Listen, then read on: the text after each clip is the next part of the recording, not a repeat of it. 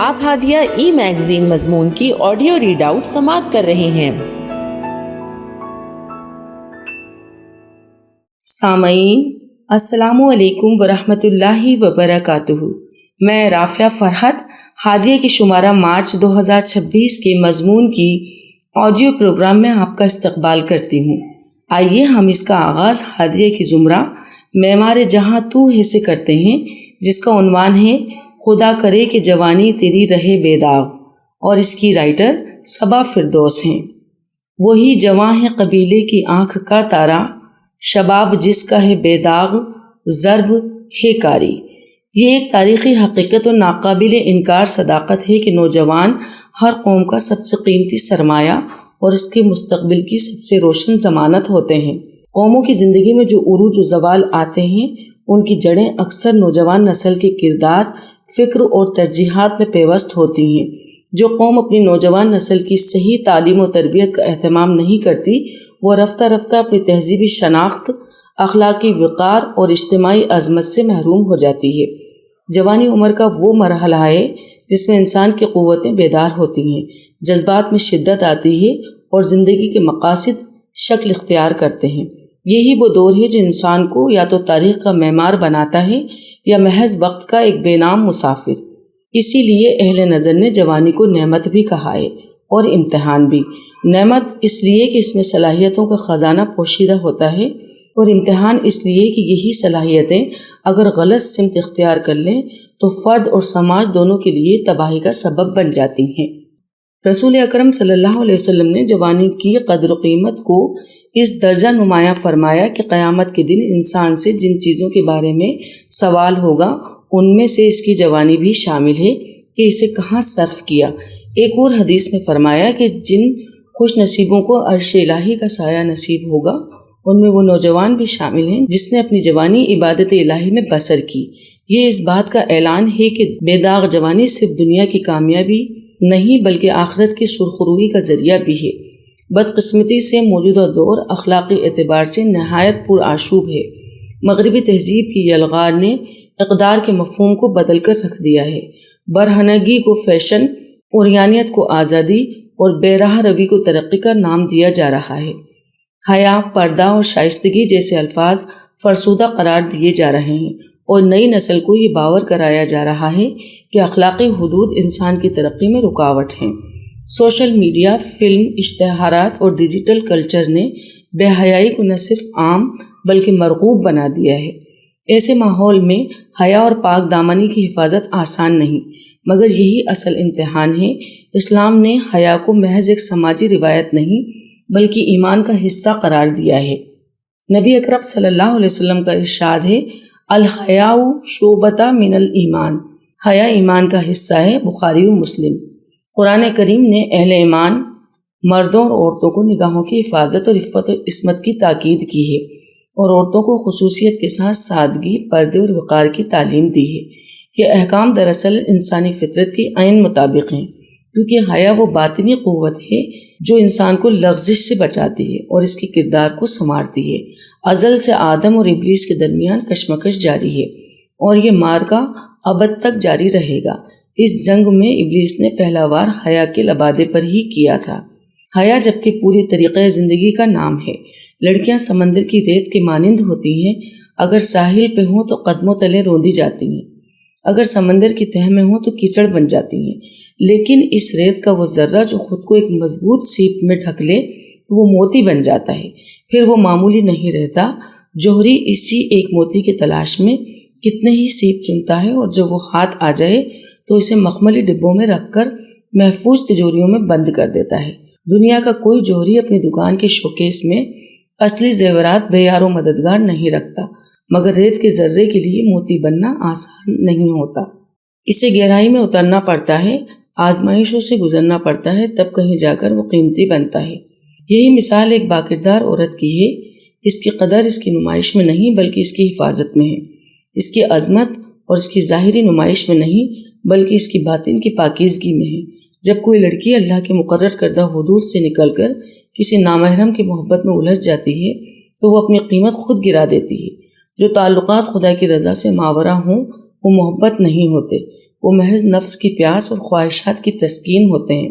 ایسی محبتیں وقتی سرور تو دے سکتی ہیں مگر دائمی وقار نہیں۔ امیر المومنین حضرت عمر بن خطاب رضی اللہ تعالیٰ عنہ سے روایت ہے کہ محسن انسانیت صلی اللہ علیہ وسلم نے فرمایا، ایسا ہرگز نہیں ہو سکتا کہ کوئی نامحرم آدمی کسی عورت سے تنہائی میں ملے اور وہاں تیسرا شیطان موجود نہ ہو۔ یاد رکھیے عزیز بہنوں، نامحرم صرف اور صرف جہنم کی آگ کا انگارہ ہے۔ اللہ اور اس کے رسول صلی اللہ علیہ وسلم کی ناراضگی ہے اور فرشتوں کی لعنت۔ عورت کو کوئی وقت گزاری کا کھلونا نہیں ہے۔ دل بہلانے کے بعد چھوڑ دیا جائے وہ ایک امانت ہے، ایک ذمہ داری، ایک نسل کی معمار ہے۔ جب عورت خود کو خود پیش کرنے لگے تو وہ اپنی اصل پہچان کھو بیٹھتی ہے، کیونکہ عورت کا اصل نام حیا ہے۔ جب حیا ہی رخصت ہو جائے تو پھر نام، لباس اور دعوے سب بے معنی رہ جاتے ہیں۔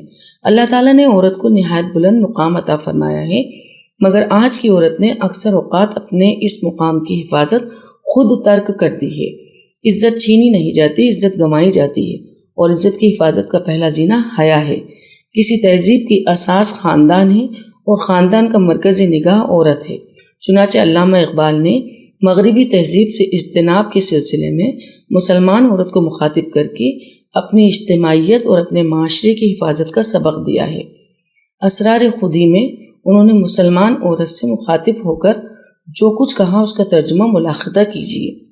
ہمارے بچے نے جب اپنی زبان کھولنی شروع کی تو سب سے پہلے تجھ سے کلمہ لا الہ الا اللہ سیکھا۔ ہماری بجلی چمکی تو اس نے صحرا اور فلک بوس پہاڑوں میں سب میں ہمارا پیغام پہنچا دیا۔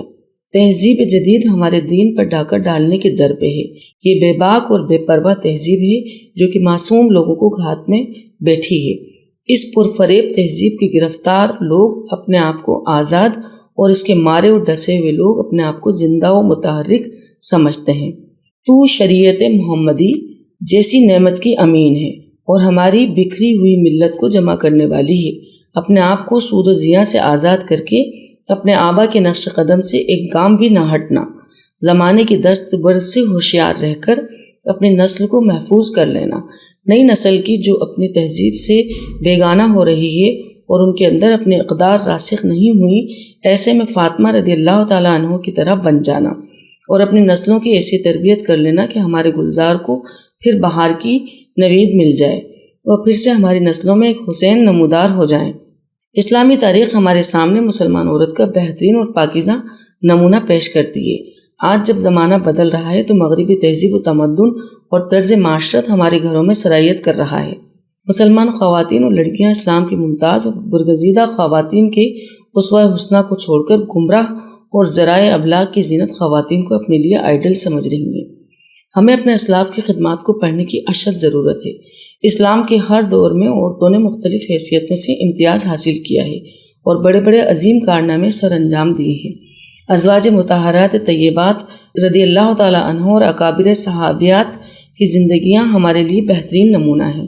شاعر مشرق علامہ اقبال نے مسلم عورتوں کے لیے حضرت خدیجہ، حضرت عائشہ اور حضرت فاطمہ رضی اللہ تعالیٰ عنہ کو رول ماڈل قرار دیا ہے، جبکہ بطور ماں اسے حضرت فاطمہ کے اسوہ سے روشنی حاصل کرنے کی تلقین فرماتے ہیں۔ بطولی باش و پنہا شوں ازیں اثر کہ در آغوش شبیری بگیری۔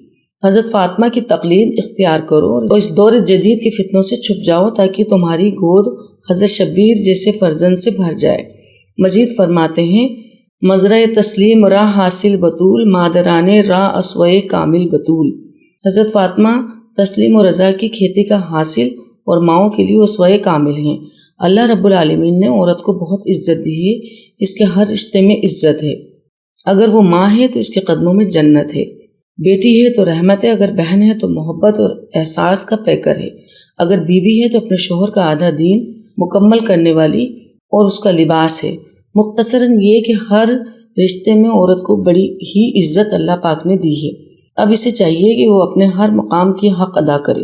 اس کے قدموں میں جنت یوں ہی نہیں ڈال دی گئی، اسے رحمت اور احساس کا پیکر یوں ہی نہیں کہا گیا، اپنے شوہر کا آدھا دین مکمل کرنے والی ابس یوں ہی نہیں کہا گیا۔ جو بار اللہ پاک نے عورت پر ڈالا ہے، جو مقام اسے دیا گیا ہے، اسے ان سب کا حق ادا کرنا ہوگا۔ عورتیں یہ ذہن نشین کریں کہ دونوں جہانوں کی فلاح کا راز صرف اللہ کی اطاعت میں مضمر ہے۔ ہمارے پاس شریعت و قرآن و سنت کا بیش بہا خزانہ ہے۔ لوگ غلط فہمی میں مبتلا ہیں کہ زیورات سونا اور چاندی ہے، نہیں بلکہ وہ زیورات کو کبھی کبھار زیبتن کرتے ہیں، لیکن دن رات روزمرہ زندگی میں جو زیورات ہمارے کردار کو بلند مرتبہ عطا کرتے ہیں وہ اخلاقیت ہے، آداب سلیقہ، شاعری، صبر و تحمل، اطاعت گزاری، ناز و ادا، قناعت، شرم و حیا، متانت ساری خوبیاں اتنی قیمتی ہیں کہ کروڑوں کی مالیت رکھنے والے اگر ان خوبیوں سے قاصر ہیں تو کچھ بھی نہیں ہے۔ عورت تو اتنی عظیم ہے کہ اس کے بطن سے بڑی ہستیوں نے جنم لیا، وہ لوگ جنہوں نے زندگی کی تمام گوشوں میں داستان رقم کی، ان کے جسم و بدن میں عظیم ماؤں کا روحانی شیر تھا، اور ایسی ہستیوں کے لیے ایسے ہی گہوارے ہوتے ہیں۔ امام شافعی رحمۃ اللہ علیہ کی حیات مبارکہ میں درج ہے کہ جب آپ کی ماں نے آپ کو حضرت امام مالک کے پاس تحصیل علم کے لیے بھیجا تو رخصتی کے وقت ایک پوٹلی باندھی، کہتی ہیں کہ بیٹا میرے پاس کچھ نہیں ہے جو میں تمہیں زیادہ راہ کے لیے ساتھ دوں، میری خواہش ہے کہ تم علم دین پڑھو اور عالم بن کر لوٹو۔ آپ 15 یا 16 سال امام مالک رحمۃ اللہ علیہ کی خدمت میں رہے اور فقہ کے میدان میں محمد بن ادریس الشافعی کے عظیم کارنامہ انجام دیا کہ واحد امام شافعی نے خیر الواحد کا تصور پیش کیا، اور ان کی تصنیفات میں کتاب العام بہت ہی مشہور ہے، اور امام مالک رحمۃ اللہ علیہ نے انہیں اپنی نصف دولت دے کر رخصت کیا۔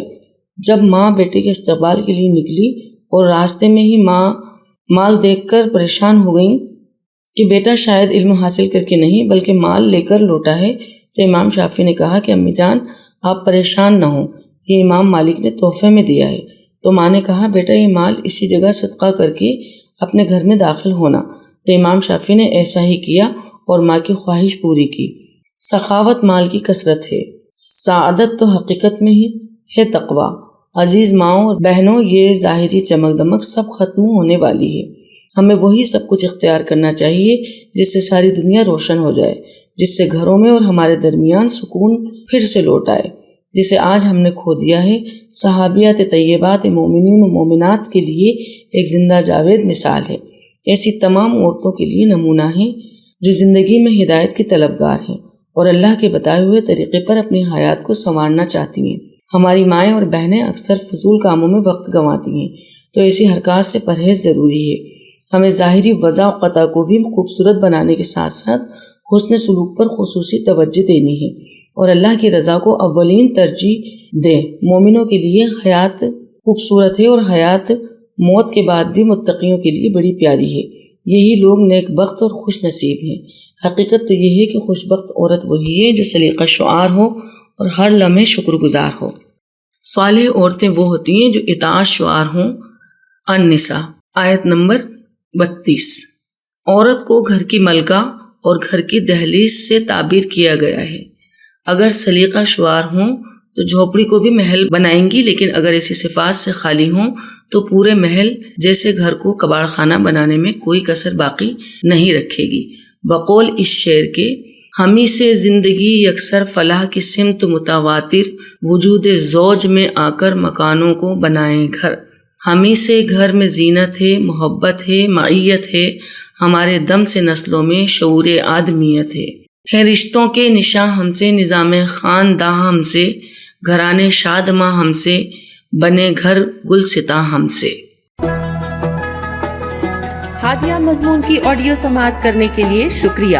امید ہے کہ آپ کو پسند آیا ہوگا۔ ہمیں آپ کے مشورے کا انتظار رہے گا۔ اپنا مشورہ، تبصرہ اور مضامین editor@hadia.in پر ارسال کریں اور ہادیہ ای میگزین کے مضامین کو پڑھنے کے لیے ویب سائٹ www.hadia.in سبسکرائب کریں۔ انشاءاللہ ہم اگلے ہادیہ ای میگزین کے شمارے سے دلچسپ مضامین کی آڈیو لے کر حاضر ہوں گے۔ تب تک کے لیے اجازت، اللہ حافظ۔